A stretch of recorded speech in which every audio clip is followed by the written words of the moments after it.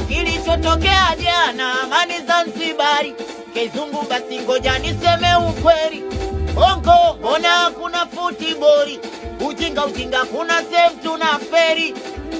Simba walipata goli, ulefa wakati wala kulikata, ila mshika kibendera likariri, lile goli la Simba kalikata.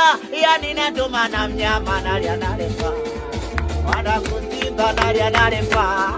O jamani mnyama nali analefa, we nasema Simba nali analefa. Yani shida na furugu kitimtimu, walicheza ujinga pale kati maasimu. Kaingia mwamba Sindo Selemani mwalimu, kupiga kichwa goli yakawa kata stimu. Na ndo maana mnyama nali analefa, Simba nali analefa. Ile ya Yanga alikuwa makusudi, alikuwa anaenda kufunga bwana Dube, ila refa akasema offside. Ndo nimeamini mpira bongo wa kigaidi.